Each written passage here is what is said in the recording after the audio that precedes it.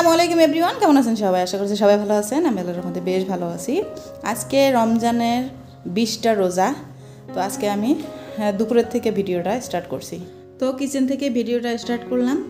আজকে একটা ডাল বানাবো, 2টা মাছের মাথা আছে, সেটা দিয়ে মুড়ি ঘন্ট তৈরি করব। তার কারণ খুরশিদ রোজা নেই আর সবজিও ছিল না আজকে, তো ভাবলাম বানিয়ে রাখলে আমাদেরও খাওয়া হবে, ইফতারের পরে ওরও খাওয়া হয়ে যাবে। তো রোজা শেষের দিকে প্রায় চলেই গেল রোজা, আর 10টা রোজা আছে। তো আজকে তো 20টা রোজা। আমি কয়েকদিন হলো ইফতারে অমন বেশি কিছু বানাই না। আজকেও তেমন কোনো নাই, প্রিপারেশন নাই। ভাজা পোড়া খুব কম ইউজ করতেছি ইদানিং, মানে কম খাওয়ার চেষ্টা করতেছি। অনেক খেলাম। তো মাছের মাথাটা মেখে তারপরে আমি ডালটা আগে ভেজে নিব। তো তার আগে আমি আপনাদেরকে একটা জিনিস দেখাই। এই যে আমার হাতে যে কয়েকটা কাঠের স্পুন দেখতে পাচ্ছেন, এটা আমি মিশো থেকে অর্ডার করেছিলাম। এই যে ফ্রাই প্যানটার মধ্যে তো স্টিলের কোনো কিছু ইউজ করা যায় না, ওখানে হচ্ছে স্পেচুলা আর কাঠের জিনিস ইউজ করতে হয়। তো আমার ছিল না, কাঠের চামচ ছিল 2টা, একটা ভেঙে গেছে আর একটা দিয়ে হয় না কোনো সময়। তো সেই জন্য আমি মিশো থেকে একদম 5টা না 6টা আছে এখানে, একবারে অর্ডার করেছি।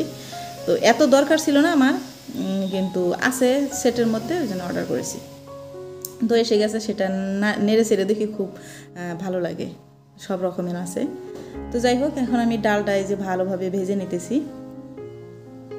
তো মুগের ডাল ভেজে নিলে না মুড়ি ঘন্টটা একটু খেতে ভালো লাগে। তো এই যে ভেজে নেওয়া হয়ে গেছে। এখন এই গরম ডালের মধ্যেই আমি পানি দিয়ে দিব ডালটা ধোয়ার জন্যে। তো প্রথমে শুকনা খোলায় ভেজে নিতে হয়, তারপরে ধুয়ে নিতে হয়। তো এই যে ধুয়ে নিছি, এখন হচ্ছে পানি দিয়ে সিদ্ধ বসিয়ে দিব। যে হলুদ দিয়ে দিলাম আর লবণ, এই লবণ হলুদ দিয়ে আমি সিদ্ধ করে নিব। হলুদ না দিলেও চলে।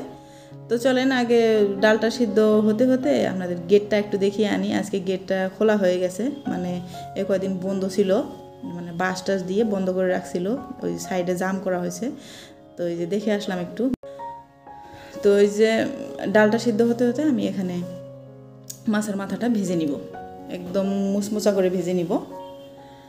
তো রোজার প্রথম দেখা যায় খুব বেশি ইফতারে এটা ওটা সেটা খুব বানাতে ইচ্ছা করে, কিন্তু যেই রোজা যাওয়া অবস্থায় না, মানে ওই ফুর্তিটা আর কাজ করে না ইফতারের সময়। আপনাদের কেমন বা আমি জানি না, কিন্তু আমার অমন হয়, মনে হয় অনেক খেলাম, অনেক ভাজাভুজি খেলাম, অনেক বিরিয়ানি খেলাম, অনেক শরবত মিষ্টি জাতীয় জিনিস খুব খেলাম, কিন্তু ধীরে ধীরে রোজাও শেষ হয়ে যায় আর ওগুলো খাওয়া থেকে মনটা কেমন জানি উঠে যায়। তো বেশি কিছু বানাবো না আজকের ইফতারে, ইফতার আয়োজন সেরকম কিছু নাই, অল্প স্বল্প বানাবো, সেটাই আপনাদের কাছে শেয়ার করব। তো আমি প্রথমে ডালটা সিদ্ধ করে নিয়েছি, মাছটা ভাজা হয়ে গেছে। তো ভাজা মাছের তেলের মধ্যে আমি আর অল্প তেল দিয়ে গরম মশলা ফোড়ন দিয়ে নিলাম। গরম মশলার মধ্যে দিয়েছি একটা তেজপাতা, জিরা, 2টা ছোটো এলাচি আর শুকনা মরিচ আর এক পিস দারচিনি দিয়ে ভালোভাবে মশলাটা ভাজা হয়ে গেলে তারপর দিয়ে দিব পেঁয়াজ কুচি, দিয়ে দিব আদা রসুন বাটা। এই মশলাটা একটু কষিয়ে আসলে এর মধ্যে দিয়ে দিব পানি, যাতে মশলাটা পুড়ে না যায়। তারপরে এর মধ্যে হলুদ, জিরা গুঁড়া আর কাশ্মীরি মরিচের গুঁড়া। মরিচটা একটু কম দিতে হবে, মরিচ বেশি হলে মানে মুড়ি ঘন্ট খেতে ভালো লাগে না। তো আমি এখানে এই যে ভেজে রাখা মাছটা দিয়ে একটু ভেঙে দিতেছি। এটা আর একটু কষিয়ে নিব, একটুখানি পানি দিয়ে কষিয়ে নিয়ে যখন মাছটা কষিয়ে আসবে এর মধ্যে ডালটা ঢেলে দিব। মানে মুড়িঘণ্ট বানানো কিন্তু সহজ। আগে আমি ভাবতাম যে খুব কঠিন কাজ মুড়িঘণ্ট, তারপরে ইউটিউবে দেখতে তখন নিজেই শিখে গেছি। আগে খেতাম বিয়ে বাড়িতে খেয়েছি, অন্য মেহমান বাড়িতে গিয়ে খেয়েছি, কিন্তু নিজে বানাই নাই কোনো দিনও। এখন আবার প্রায় বানাই শিখেছি, যেহেতু বাচ্চারাও খেতে পছন্দ করে, আমিও পছন্দ করি। তো যাই হোক, এই যে সিদ্ধ করে নেওয়া ডালটা এই যে মাছের মধ্যে ঢেলে দিলাম। মাছের মাথা বাচ্চারা এমনি খেতে চায় না, মানে সবজি দিয়ে রান্না করলে তো ভালোই লাগে না, আর এই ডাল দিয়ে যদি এইভাবে রান্না করি তো দুইজনেই খেয়ে নেয় সুন্দরভাবে। তো সেই জন্যে রান্না করা।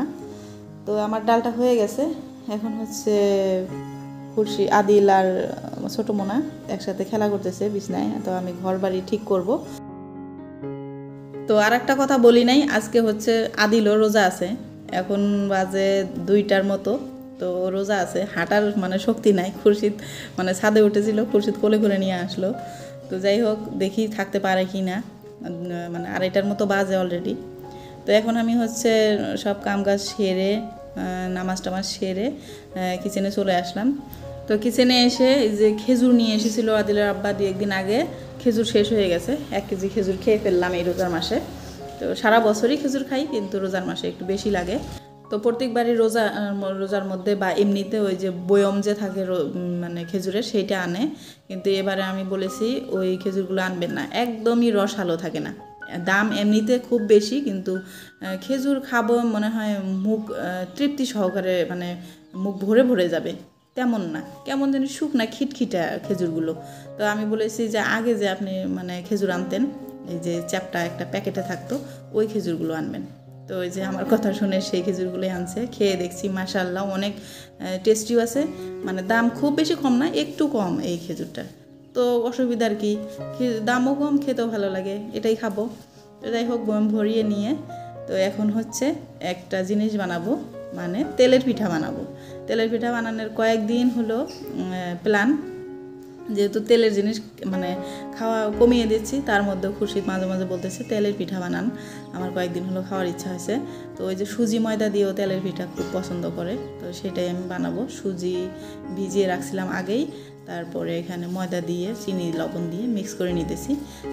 এটা আজকে বানানোর কারণ আর একটা আছে, আমার ছোট দেওর আর দেওরের বউ আসতেছে, বাচ্চার নাকি অসুস্থ, আর ওরা শপিংও করবে সেই জন্যে। তো ভাবলাম ওরাও আসবে, ইফতারের তেমন কিছু নাই, তো আজকেই বানাই। তো ওই যে করলা ভাজি কেটে নিয়েছি, আর ওইদিকে বুট আর আলু সিদ্ধ দিয়েছি, আর এখানে হচ্ছে সেমাই বানাইতেছি। সেমাইটা তো বানাই মাঝে মধ্যে, তো আজকে একটু বেশি করে বানাতেছি। খালি দুধ ছিল, খালি দুধ দিয়ে সেমাইটা বানাইতেছি। তো এই যে আদিলের আব্বাকে তারপরে ফোন করলাম যে ওরা আসতেছে, তো ফল ফ্রুট কী কী আছে নিয়ে আসেন। আসিল বাড়িতে বাঙ্গি আছে, তারপরে আঙ্গুর আছে, আর তরমুজটা ছিল না, তো উনি বাজার থেকে আসতে নিয়ে এসেছে। তো এই যে আমি সেটা কেটে একটু ফ্রিজে রেখে দিলে ঠান্ডা হলে মানে খেতে ভালো লাগে, তো কেটে ফ্রিজে রেখে দিব, সেই জন্য কাটতেছি। তো দেখা যায় নিজের জন্য ইফতার জাতা দিয়ে খাওয়া যায়, কিন্তু কেউ আসলে মনে হয় একটু স্পেশালভাবে কিছু তৈরি করলে ভালো লাগে। ওই জন্য সময় কম ছিল একদমই, কিন্তু তবুও তার মধ্যেও আমি মানে তেলের পিঠাটা বানাচ্ছি। তো এই যে খুব সুন্দর হয়েছে, এই যে দেওয়ার সাথে সাথে ফুলে উঠেছে। আর সুজিটা একটুখানি গরম পানি দিলে বেশি ভালো হয়, কিন্তু আমার এখানে বেশি গরম পানি পড়ে গেছিলো, সিদ্ধ হয়ে গেছিলো। আমি তো ভাবছি যে পিঠা হবেই না, তারপরে দেখলাম না, ভালোই হয়েছে। তারপরে এই যে এখানে আমার ছোলা ভুনা হয়ে গেছে। ছোলা ভুনা আর সেরকমভাবে দেখালাম না, তার কারণ প্রত্যেক দিনই দেখাই, ওই সেম প্রসেসেই বানাই। কোনো দিন আলু দেই, কোনো দিন আলু দেই না। তারপরে একটা দুঃখের সহিত একটা আপনাদের কথা জানাই, মানে আদিল রোজা ছিল 2:30টা পর্যন্ত। তারপরে 3টা যখন বাজছে, ওর আব্বা তরমুজ, শরবত, আইসক্রিম এগুলো নিয়ে আসছে, মানে দেখে আর ও রোজা থাকতেই পারলো না, মানে মানে কান্না করে ফেলছে। মানে এমনি তো হাঁটার শক্তি নাই, শুয়ে থাকতে বলছি, ও শুয়েও থাকে না। মানে একটা রোজার থাকার খুব ইচ্ছা ছিল ওর, ওই জন্য ভাবলাম যে থাকুক, থাকতে দেই। তো ওই যে আর থাকতেই পারে নাই, পরে রোজা ভেঙে সব কিছু খেয়ে এই যে এখন নাচানাচি করতেছে। এতক্ষণ তো হাঁটতেই পারলো না, দেখলেন এই যে রোজা ভেঙে তারপরে খাওয়া শুরু করে দিয়েছে, একটার পর একটা, মানে খেয়েই চলছে, পেট মনে হয় কিছুতেই ভরে। তো যাই হোক, ও এখন থাকতে পারছে না, সেটা আমরা তো আর কম চেষ্টা করলাম না, অনেক বুঝিয়ে সুঝিয়ে রাখার চেষ্টা করলাম যে 2:45 বাজে, এখন আর রোজাটা ভাঙার দরকার নেই, কিন্তু একদম কান্না করে ফেলছে বলে আর রোজা রাখালাম না।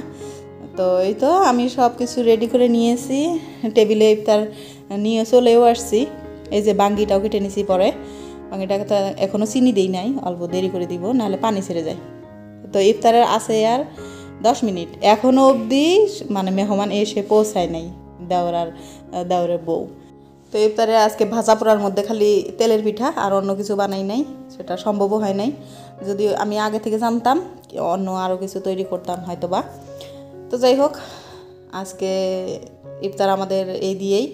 তো ওরা চলে আসছে ইফতারের ঠিক 6-7 মিনিট আগে। তো যাই হোক, সবাই দুজনের সাথে ইফতার করছি আমরা। তো আজকের ভিডিওটা এই পর্যন্তই রাখবো। ভালো থাকবেন সবাই, সুস্থ থাকবেন। আবারও দেখা হবে নেক্সট ভিডিওতে। খোদা হাফেজ।